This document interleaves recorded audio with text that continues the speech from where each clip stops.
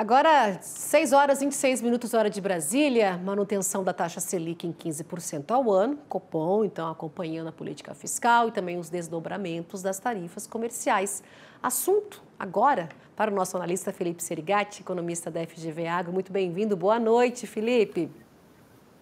Boa noite, Simone, tudo bom? Tudo jóia por aqui, vamos lá. Selic, né? Encerramento aí do ciclo de aperto monetário, né? Mantendo a taxa no patamar aí que a gente falou, 15% ao ano. Ainda assim, uma taxa elevada, não é? O Felipe, ambiente externo adverso, segundo, né, a nota aí do Copom, cautela. Fala pra gente a tua análise aí e os impactos. Maravilha, então, Simone. Ontem nós tivemos uma super quarta, né? Então, teve um anúncio ali da nova taxa de juros, da manutenção da taxa de juros, tanto do Banco Central dos Estados Unidos, como no Banco Central brasileiro. E o que teve em comum entre os dois anúncios, né? Provavelmente a palavra cautela.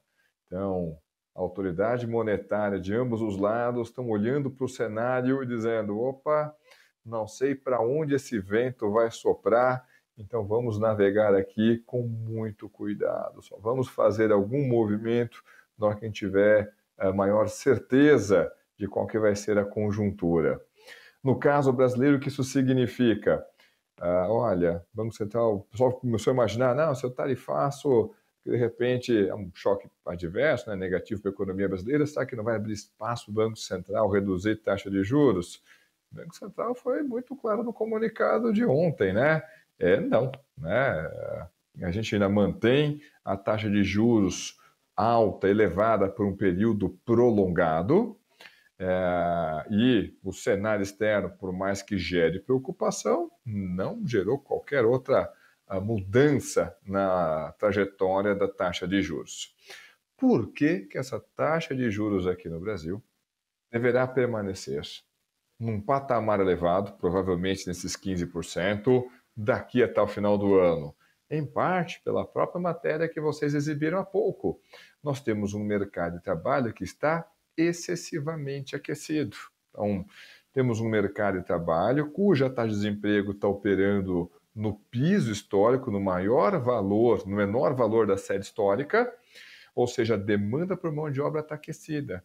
Essa demanda por mão de obra aquecida, se for algo sustentável, é óbvio que é bom. Só que a gente observa em diversos setores uma reclamação justamente de falta de mão de obra. Essa falta de mão de obra naturalmente pressiona salários, pressiona a remuneração média, né? Vocês apresentaram ali o aumento da remuneração média no mercado de trabalho aqui no Brasil, e isso tira a demanda. Se fosse algo equilibrado, a inflação estaria convergindo para a meta. Como a inflação, embora tenha desacelerado na divulgação dos últimos IPCAs, ela ainda está distante da meta. Em outras palavras, o Banco Central ainda tem uma lição de casa para fazer, ainda vai ter que permanecer essa taxa de juros em patamares elevados, porque a economia brasileira está aquecida, excessivamente aquecida e de uma maneira insustentável. Serigati, a gente vendo aí em relação ao Fed, né, Federal Reserve, mantendo a taxa deles, né, entre 4, acho que é 4,25, né, e a 4,5%, o Trump querendo, né, já vem pedindo, né, exigindo, enfim, que o Banco Central americano diminua essa taxa. E a gente vê também o tarifaço, né?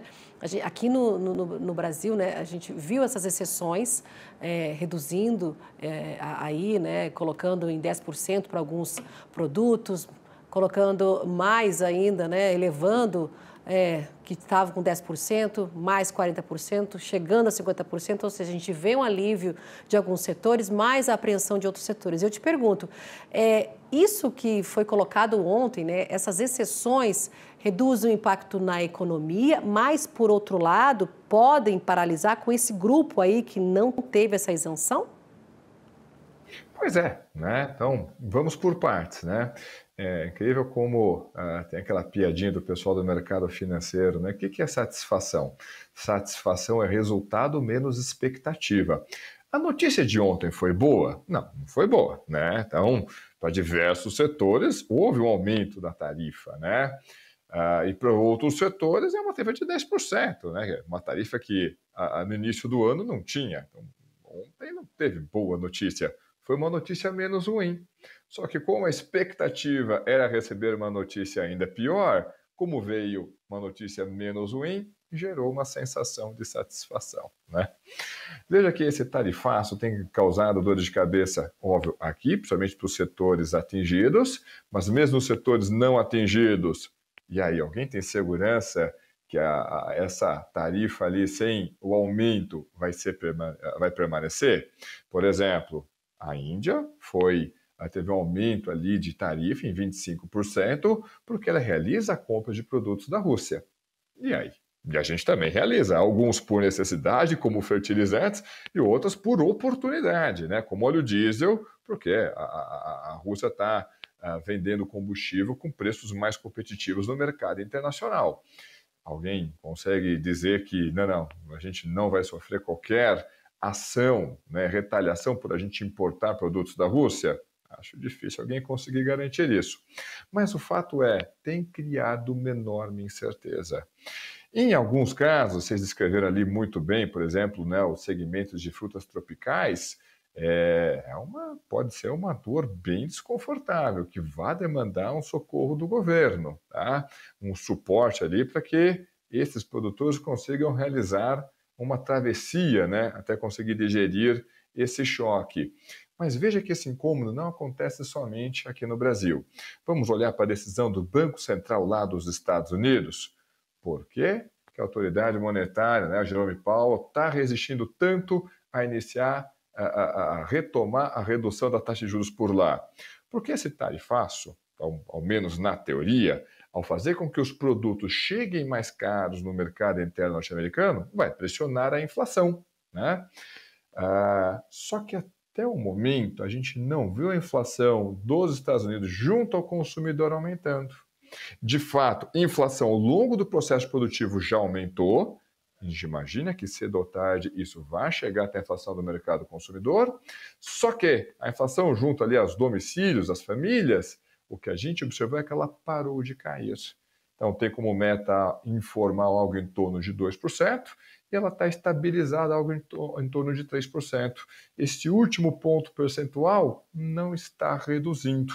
Então, qualquer decisão do Banco Central, vou agir com cautela. Está vindo um monte de tarifas, produtos aqui nos Estados Unidos estão chegando mais caros. Como é que isso vai chegar na inflação? Não está claro ainda. Enquanto não tiver clareza nisso, a melhor coisa que eu faço é esperar.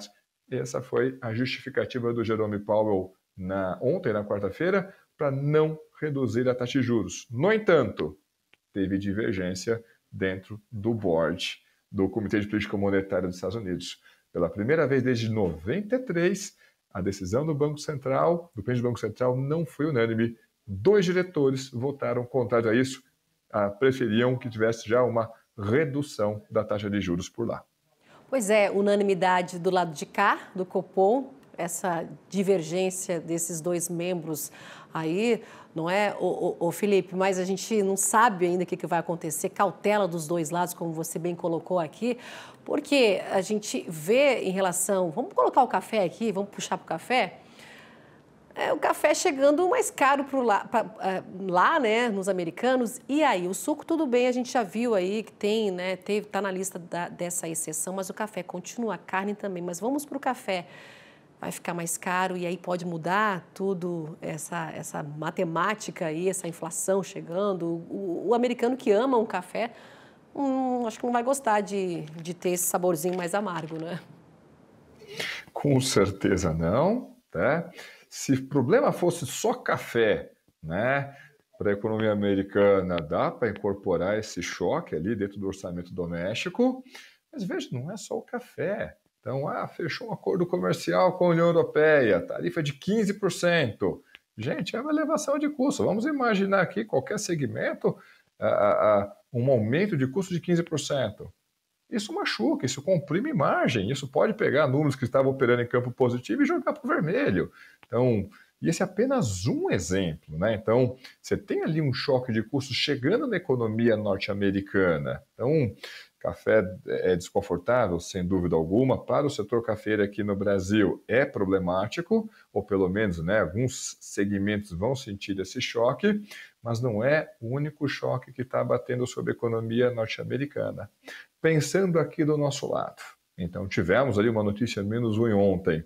Qual que deveria ser o próximo passo? Pensando aí no caso do café, mas não exclusivamente do café. Minha leitura, houve um gesto de boa vontade do outro lado do balcão, né, do lado ali dos Estados Unidos. Não sei se foi do governo, não sei se foi respondendo uma demanda da Câmara de Comércio local, não sei. Eu vou dizer que teve um gesto de boa vontade dos Estados Unidos.